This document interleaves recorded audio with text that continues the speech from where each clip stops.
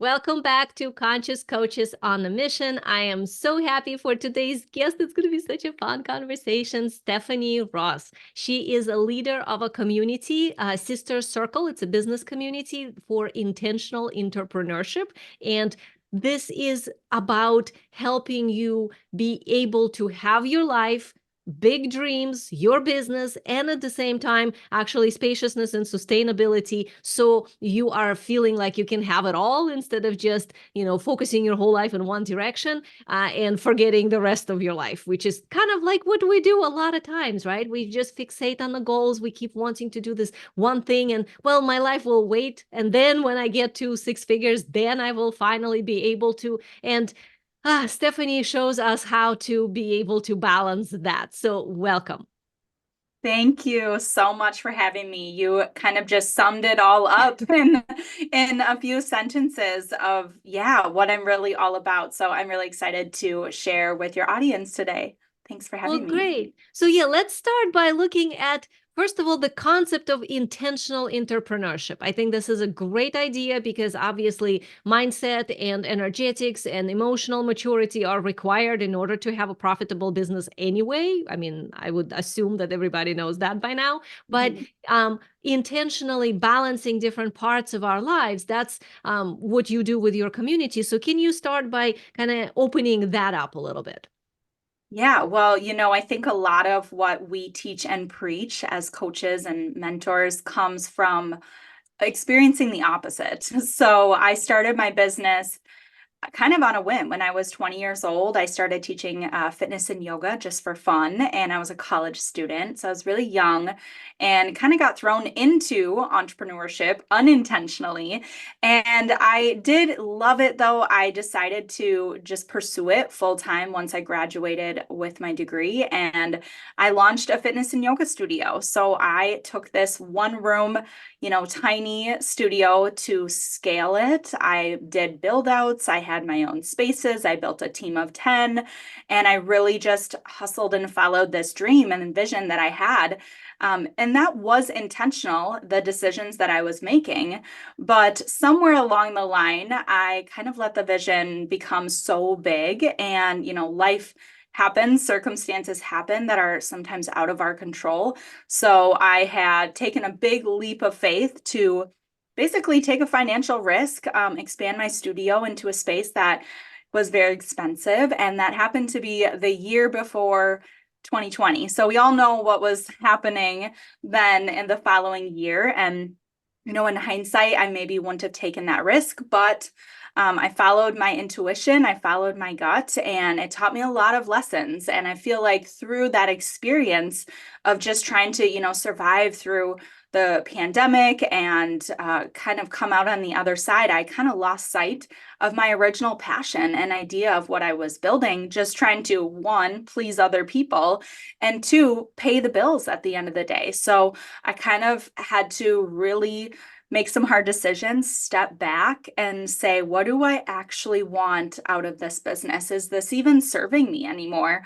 I felt really burnt out. My passion had kind of sizzled down to nothing. And I knew I had that spark in me to continue to be in business, but I just realized that it wasn't the right industry for me anymore. It wasn't the right business. I really loved teaching and coaching other business owners, which is what I had launched with Sister Circle in the midst of COVID and everything. I realized women, small business owners, really needed that community and support.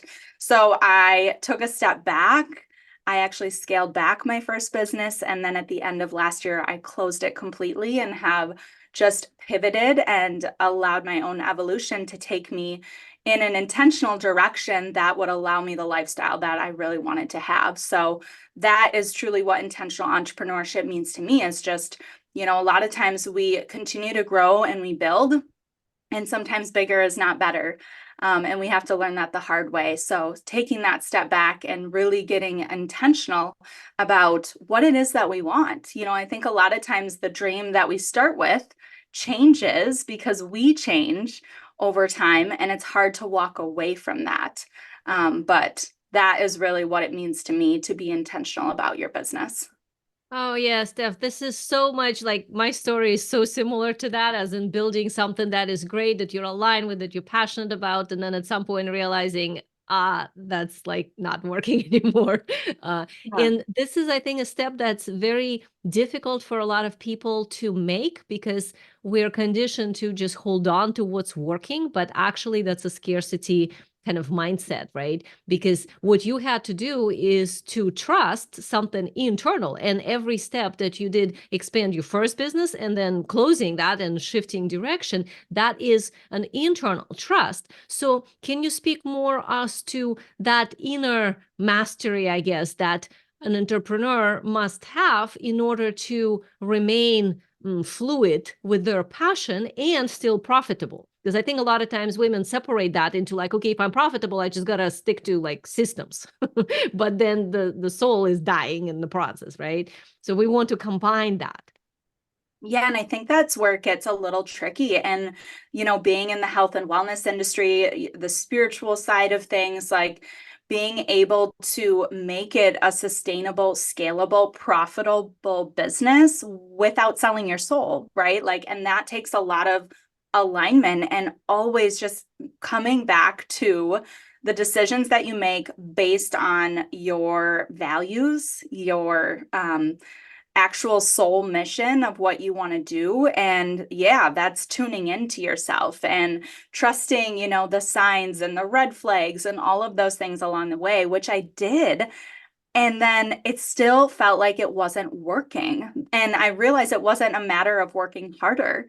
I physically couldn't put any more hours into what I was doing. So at that point, I had to say, well, maybe this just isn't meant to work out the way that I think that I thought that it was going to, right? A lot of times things come to us in the way that we would never imagine, and because it's so much better.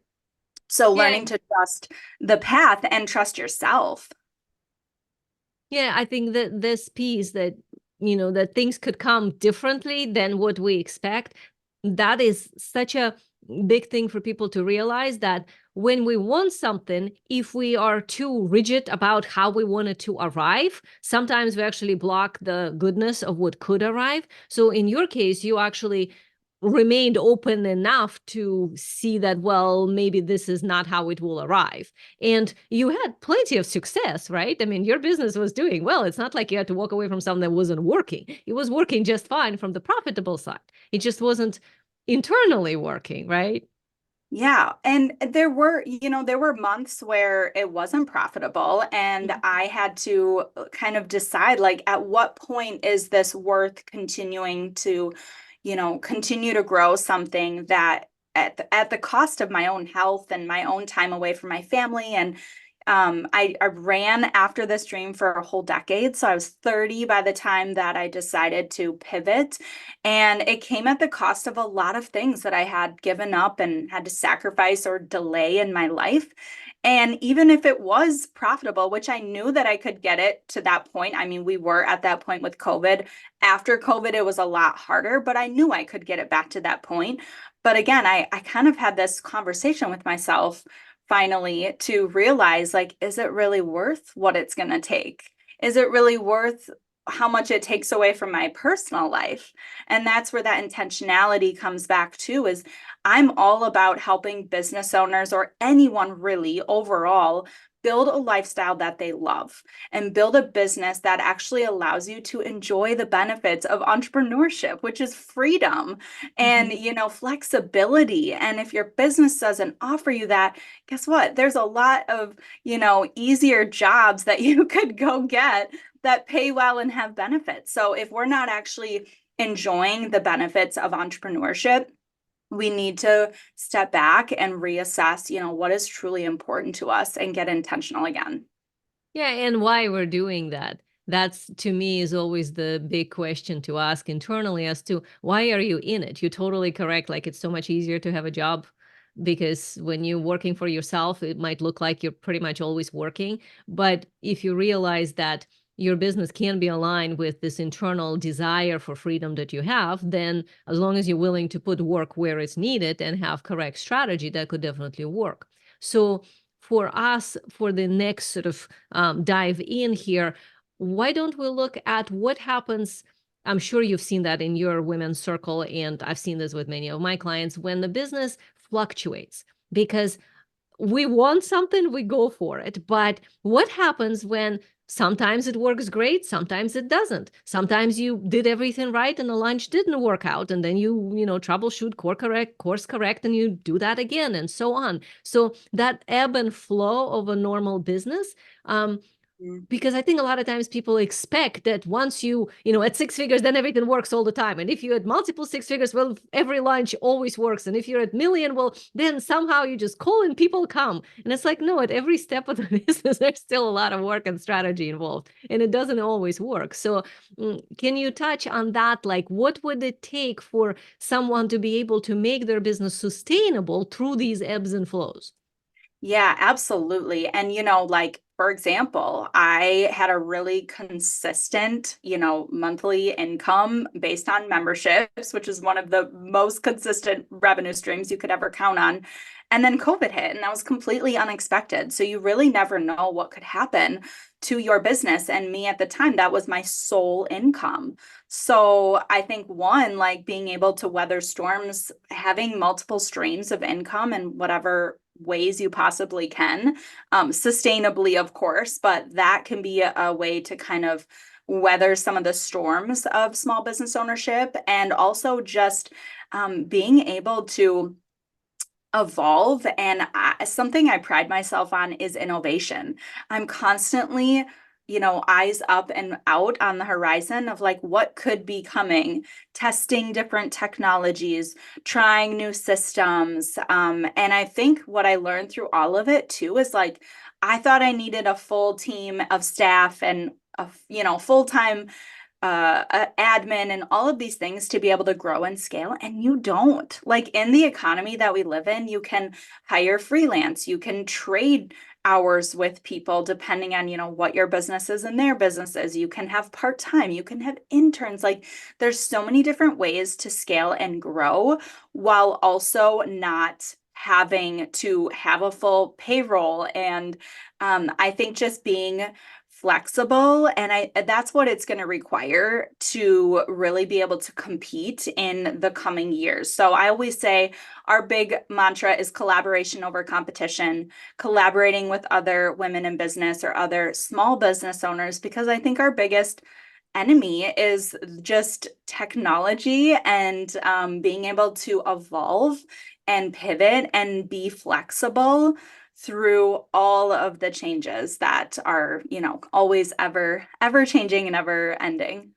Yeah, and the building of the audience of correct people, I always look at that as I think is like one of the main assets that the business can have, because you can always invent something that you can sell that is in integrity and aligned with your soul. Because if you're an Yeah. expert, there's always something you can put out, but you have to have people to whom you're putting that out. So that's where I think a lot collaboration is also extremely useful. Like my audiences, I've built through introducing other people to my world and being in the world of other people. So collabs are sort of like the sure way and fast way to build your community of the perfect people. So you have your podcast, right? Soul Driven with Steph.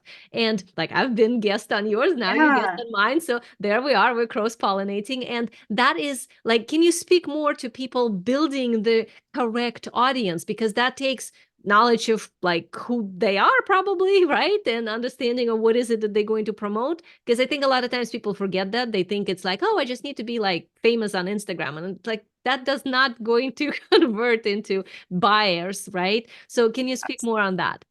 Yeah, absolutely. And I think something I did really organically from the beginning is, well, so I'm a millennial. I grew up with Facebook and Instagram and all these technologies, and I've utilized them since day one of owning businesses. So I've really built an organic platform. I don't spend money on ads. I do all of my own social media, but I love doing it because I have taken people along my journey, from the 20-year-old fitness and yoga studio owner to all of the evolutions and pivots that I've made.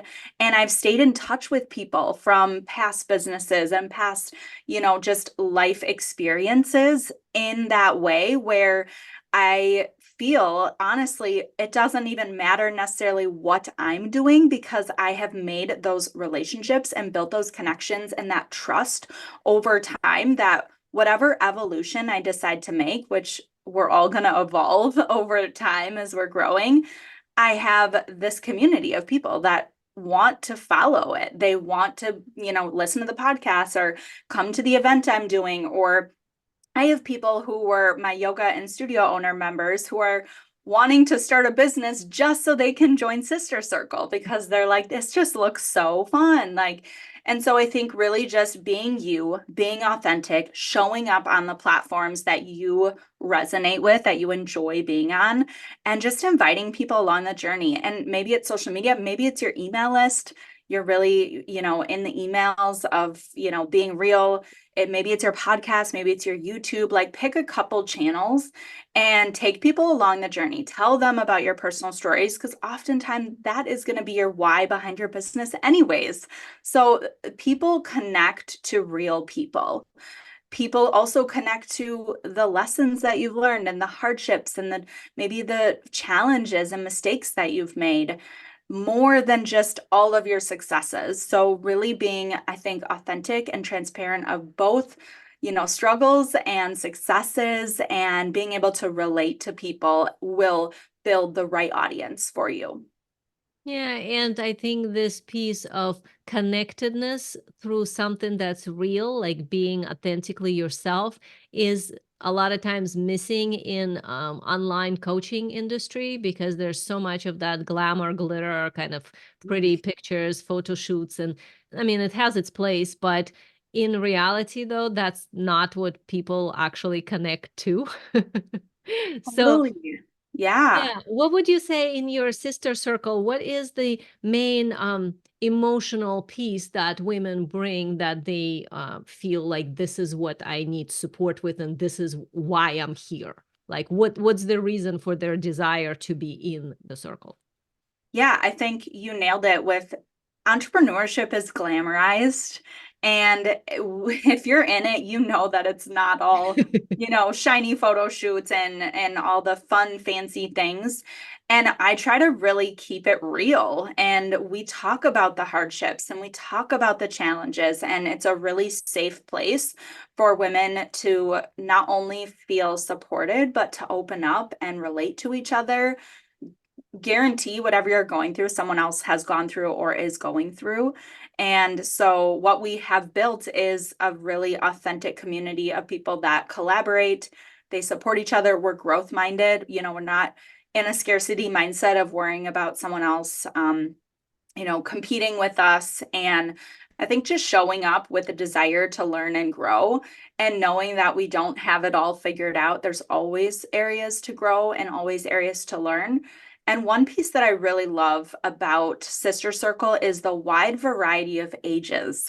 When we first launched, my sister and I were under 30, and we were appealing to a younger audience like us. And then we realized really quickly that there were plenty of women in all ages that needed the same level of community and support that we were offering. And so we really just, opened up the doors to everybody. And we have young 20-year-olds who know everything about TikTok and social media, and they can give us all the tips and tricks for the technology. And then we have 60-year-olds who have retired and decided to finally, follow that dream business, and they're just full of wisdom and life experience, and they get to share that with, the younger generations who are maybe lacking the confidence and the, just life years of wisdom. So I would say it really is the community and the support, but it's also just the genuine, authentic realness of entrepreneurship. We talk about things that you don't really get to talk to just anyone about because most people, unless they own their own business, are not going to understand a lot of the challenges that we face. Oh, exactly. And from the outside, sometimes entrepreneurship just looks like you've gone insane. Like, I hear this all the time, even for my life, but from my clients too. It's just like the people around them, sometimes their families, they don't understand. And when you try Yeah. to use them as a sounding board, that doesn't work because you get Yeah. advice in the wrong direction because of the scarcity mentality. So Mhm. I think that this piece that you mentioned there about being authentic and showing up with what is real and sharing that, there is a piece there that I think sometimes entrepreneurs, especially women entrepreneurs, tend to think that my problem is unique. Like this problem I'm Yes. having, it's like shameful. Nobody else has that. I'm somehow like wrong, bad. There's something happening. And like I would always say, first of all, detach that from your self-worth. It's like your business might have some issue, but there's nothing wrong with you. So separate Yeah. that. But then realize that chances are, if you look around, there are plenty of other women who had this specific issue that you think is unique to you. Would you say that that happens a lot to you too? Absolutely. So many of us have the same issues and the same problems. And that's where it's like, can we get our brains together to come up with some solutions? And, people sharing, well, I tried this and this worked for me, or I tried this and this didn't work. And like just that open conversation to freely exchange ideas and brainstorm and collaborate. And that is absolutely true. Yeah, there is really no entirely unique situation in business. I think that a lot of things are very similar. They come down to like a lot of the same, business core foundations that maybe we just didn't learn or we didn't think about when we first jumped into entrepreneurship.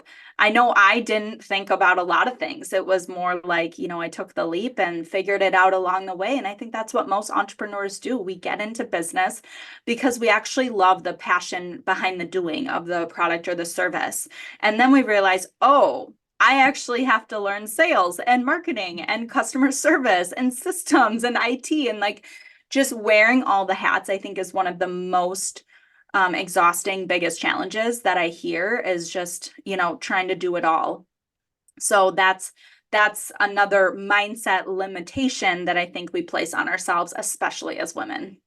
Yeah, and realizing that, first of all, you might not need it all, just like what you were saying. Yes. Like, you don't need the full team. You don't like a lot of times we kind of think, like, well, I need to have this, I don't know, 20-step funnel or whatever, this perfect website or these glamorous pictures or something. But all of this comes from looking at other coaches that we admire from the outside in. And that's why I always say that, like, when you're serious about your business, you should have a coach. Like, go hire someone that you trust to start the process of you becoming more you within your own business. Because from the inside, you understand things like, market positioning and messaging and like packaging your offer and how you're delivering it in sales process. None of that you can actually guess from the outside because you are on the receiving end of their marketing.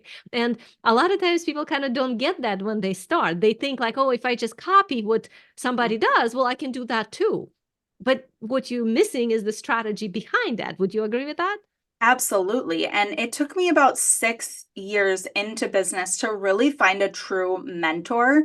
And that is honestly why I took the leap into my last space, which was a huge financial risk, because on the positive side, I was gaining a mentor. So she had built a coaching business for dance studio owners that was global. And I knew that I was going to get to firsthand learn from her personally, and it was fun. It was life changing to have that mentorship. She was really a catalyst to push me to even launch Sister Circle, and I still talk to her all the time, and she still gives me business advice and helps me in so many ways. So I am huge on having coaches, mentors, teachers, all of those different kind of areas of growth and learning along the journey, because not only is it lonely to try to do everything on your own, but there's just so much that you don't know, especially when you're first starting and especially when you're scaling. I really needed that sounding a voice that to tell me that certain directions were not going to be sustainable or profitable, or give me the lifestyle that I deserve. And you really need people to speak that truth into your life so that you don't make bad decisions or take big risks that aren't going to bring you any reward. Yeah, don't go on detours that might be costly because, I mean, there's lessons, yes, and we do have to learn them. And sometimes Yep. that means something to not work in order for you to understand, okay, Yes. now I know what was Yeah. off here. But in having a mentor that has been there already and moved past it, there is so much shortcutting that happens Yes. of the journey. So then you still get to learn your lessons, but without all the bumping into sharp things in the process. Yeah.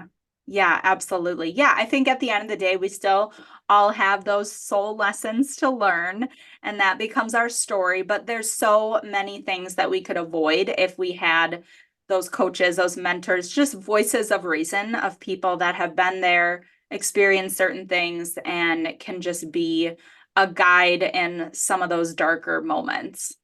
Oh, absolutely. So, what would be the tips that you can give to women coaches here who want to grow their business sustainably? Yeah, as I was coaching a client this morning who is kind of at that point where she's trying to decide, like, do I continue on this path? Because it's kind of burning her out. She's, feeling the pull on all the different ends.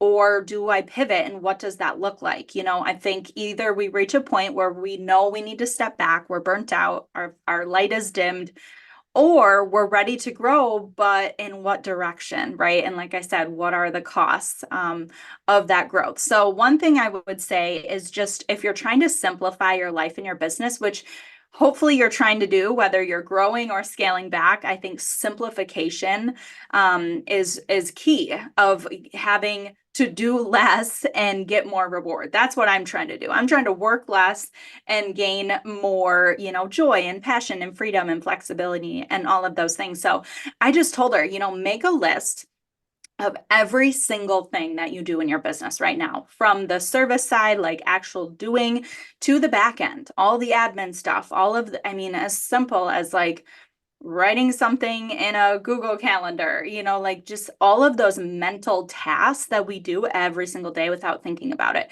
And if you want to, you can even include all your personal life things, because that will also give us, fatigue.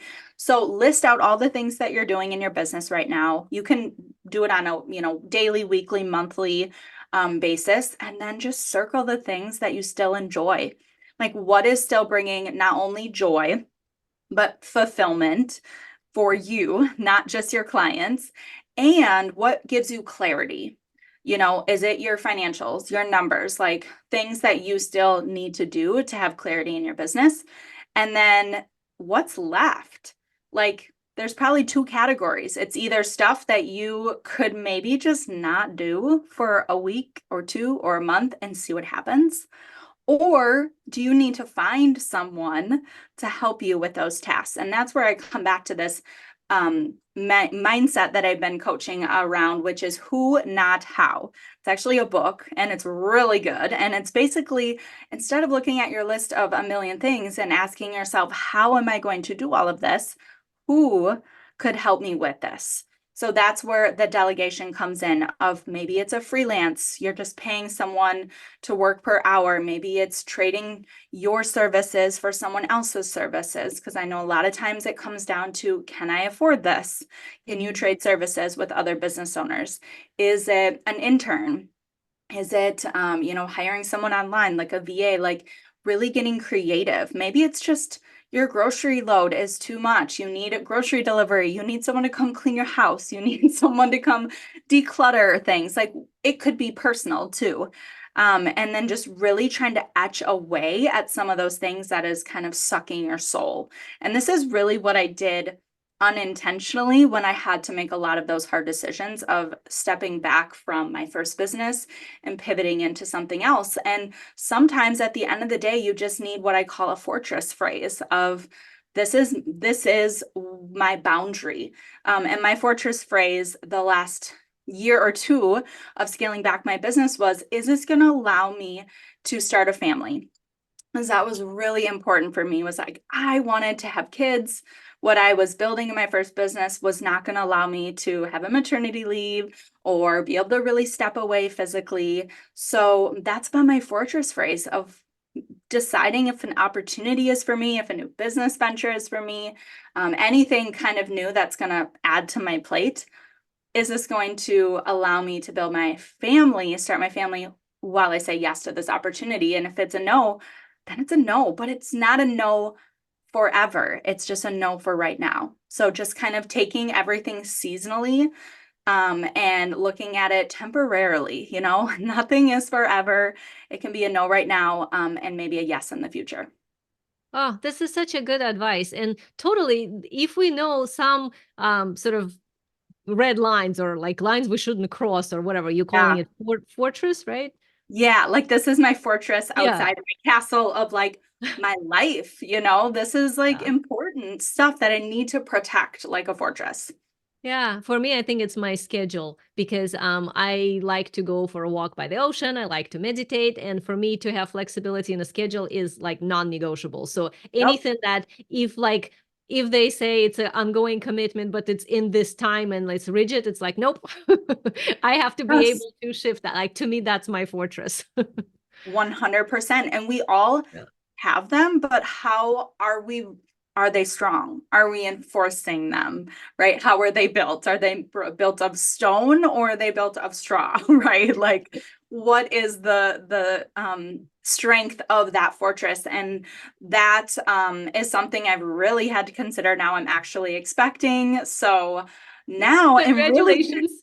thank you. I'm really looking at my future like, okay, I have people bringing me ideas and opportunities, and they're so exciting, but I just know a lot of them are going to be a no right now. Not forever, but no right now, because I have to conserve my energy even more and really think about I've really intentionally carved out this place of peace in my life and my business before I even have kids, and I want to maintain that.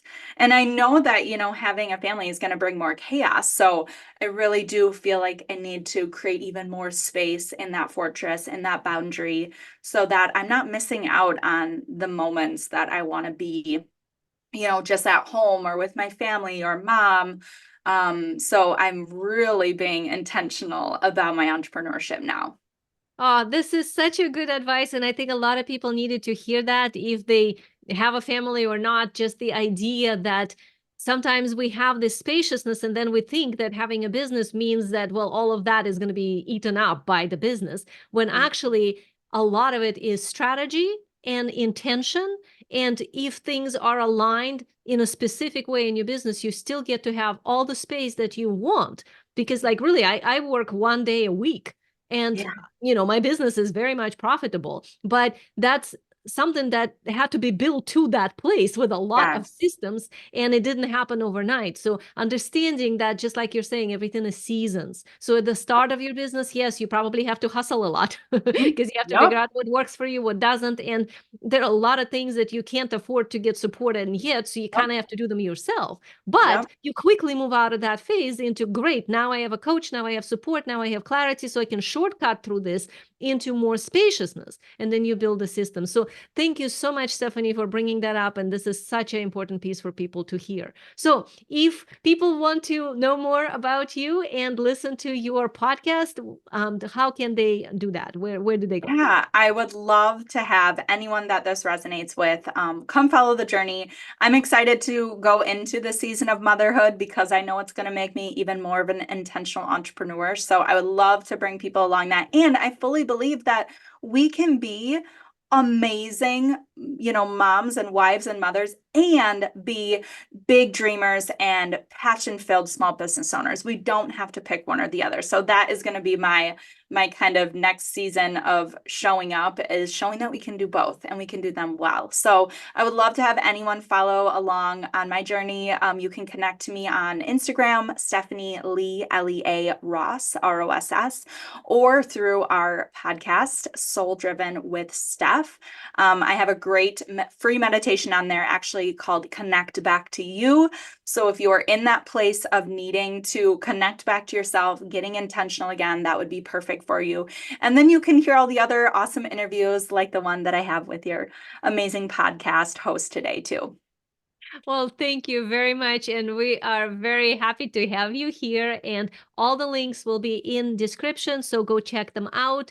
Definitely check out her podcast. It's really awesome. And thank you so much, Stephanie, for being here. Thank you for having me.